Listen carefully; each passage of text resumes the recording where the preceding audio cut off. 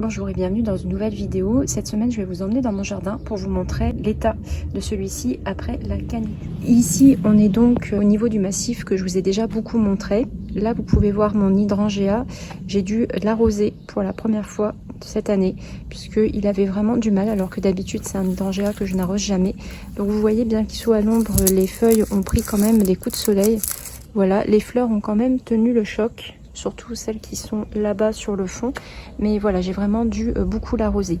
Ici, le petit fuchsia que j'ai planté à l'automne dernier va bientôt fleurir. Donc lui, c'est pareil, j'ai fait attention aux arrosages parce que quand c'est petit comme ça, c'est assez fragile. Mes hortensia graffiti ont plutôt bien tenu le choc. J'avais quand même planté assez serré avec les sirénaires maritimes ici, les digitales et les élébores. J'ai quand même fait attention aux arrosages parce que les hortensias ont besoin vraiment de beaucoup d'eau. Mais là, pour cette partie-ci, ça a plutôt bien tenu. Alors, étonnamment, mon rosier Pierre de Ronsard a refleuri pendant la canicule, mais vous voyez, les fleurs ont vite séché. Et puis surtout, elles avaient vraiment une coloration qui était différente de ce que j'ai d'habitude, avec plutôt un ton qui était très pâle, presque blanc. Un petit géranium vivace ici, vous voyez, il a été brûlé par le soleil. J'espère ne pas le perdre, c'est un sky blue. Je ne l'ai pas encore vu fleurir celui-là, donc il végète pas mal. Je ne sais pas s'il va repartir après la fin de l'été. Trachylospermum jasminoïde a plutôt tenu le choc, même si il a perdu sa floraison. Pour le fuchsia, pareil, je l'ai toujours bien arrosé, mais vous voyez, les fleurs sont toutes petites et un peu toutes molles. Donc voilà, je ne sais pas si ça va bien refleurir. Là ici, mon géranium a également pris des coups de soleil. Pourtant ici, c'est une zone qui est la plus à l'ombre de mon jardin. Et j'ai mon hydrangea à feuilles de chêne qui est en train de fleurir. Vous voyez, les fleurs se dessèchent et pareil, j'ai quelques feuilles qui ont pris des coups de soleil. Alors dans cette zone-ci, j'ai dû perdre pas mal d'annuelles parce que je me suis beaucoup concentrée sur les arrosages des vivaces. Et je pense que j'ai dû perdre des annuelles que j'avais mis ici. Donc ça, c'est essentiellement des reines marguerites. Là, j'ai un dahlia qui a pris également un petit coup de soleil. De même, vous voyez que mon andina, c'est la première fois que je vois les feuilles comme ça. Il avait bien poussé, c'est un arbuste normalement qui est plutôt résistant.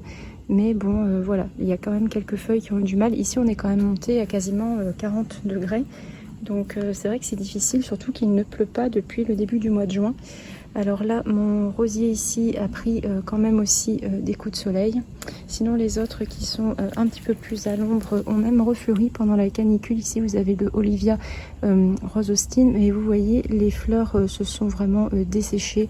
Je n'ai pas pu profiter de la remontée de floraison pour ces rosiers. Ici, pareil, c'est un vieux rosier qui fleurit plutôt dans les tons roses. Je ne connais pas la variété. Il avait un peu fleuri pendant la canicule et vous voyez, tout s'est desséché très rapidement.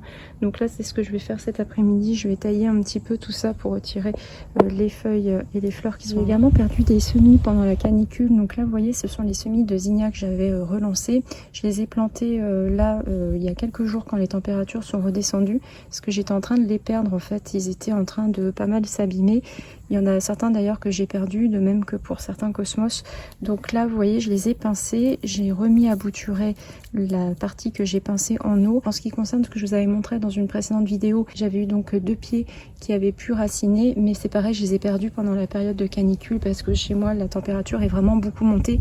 Et j'ai dû garder vraiment la maison avec les volets fermés et ça n'a pas été très bon pour la survie de mes petits semis. Donc voilà, là pareil, j'ai des semis qui sont repiqués. Donc là, ça s'est plutôt bien réinstallé depuis que je les ai remis en terre. Voilà, je vais vous montrer après ceux qu'on avait installés ensemble.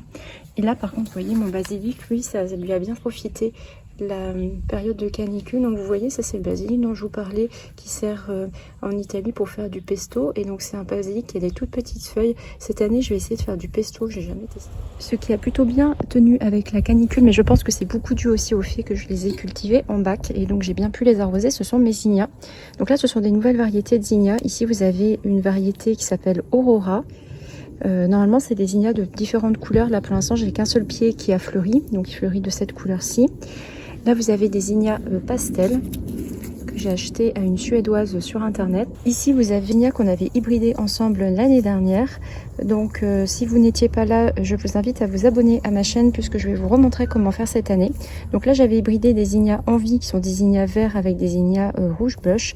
Donc là ici je devrais plutôt avoir un pied qui a l'air plutôt intéressant. Je vais venir vous remontrer la floraison lorsqu'elle sera prête.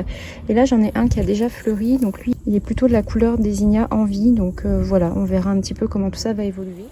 Alors j'avais déplacé mon hydrangea hot chocolate dans cet endroit-ci du jardin qui est un peu plus ombragé. Il a mieux tenu que l'année dernière, mais quand même il y a certaines feuilles qui se sont desséchées et je dois vraiment faire très attention aux arrosages parce que c'est une plante qui a vraiment besoin de beaucoup d'eau. Au fond vous voyez mon hortensia Petiolaris, c'est un hortensia grimpant. Lui clairement a repris des coups de soleil sur cette zone-ci et en plus j'avais un peu oublié de l'arroser au début, donc là je fais attention, je l'arrose bien pour qu'il puisse repartir. Ici mes hydrangeas Annabelle ont beaucoup mieux tenu que l'année dernière.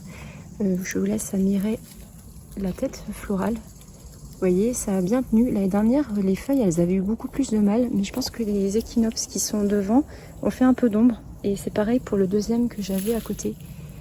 Vous voyez, qui est là derrière les équinopses, il a bien tenu. Donc ça, je suis contente parce que c'était un peu l'idée d'avoir un hydrangea qui soit un peu plus résistant. Les hydrangeas Annabelle, normalement, ils résistent un petit peu mieux au soleil que les hortensias classiques. Les roses trémières ont un petit peu de mal à tenir. Et vous voyez que mon dahlia Totally Tangerine, coucou, a eu du mal, vraiment s'est desséché. Et ça, c'est vraiment le soleil, mais bon, je suis contente parce que je vois que les feuilles sont en train de repartir. Donc c'est un dahlia que j'ai pour la première fois cette année qui est vraiment très très beau. Puis là bon, bah, vous avez le petit chat du voisin qui vient nous dire bonjour. Là pareil, encore un de mes dahlias qui a eu un peu de mal avec la chaleur. Ici je vais bientôt pouvoir vous montrer la floraison de mon Thalichrome. Donc ça c'est un que j'avais planté l'année dernière. Pareil, c'est une plante qui a quand même du mal avec le soleil. L'année dernière j'en avais perdu une partie, donc là je fais attention. Je me demande s'il ne faudrait pas que je réfléchisse à un système d'ombrage peut-être pour l'année prochaine. Alors la sauge elle est toujours bien vigoureuse, mais vous voyez, même si je ne l'arrose pas, je vous avais dit que je faisais pas trop d'arrosage pour cette plante lors de ma dernière vidéo, elle fleurit beaucoup moins que ce que je peux avoir d'habitude. Les goras par contre se portent bien. Puis vous voyez aussi que les framboisiers ont quand même un peu souffert. Je les ai un petit peu arrosés, mais clairement ils sont dans un endroit dans mon jardin qui est assez ensoleillé et les feuilles ont complètement brûlé. J'ai donc terminé ce petit tour post-canicule de mon jardin. J'espère que vos jardins vont bien, que vous allez bien aussi malgré ces jours de chaleur qui continuent. Et je vous dis à très bientôt dans une prochaine vidéo.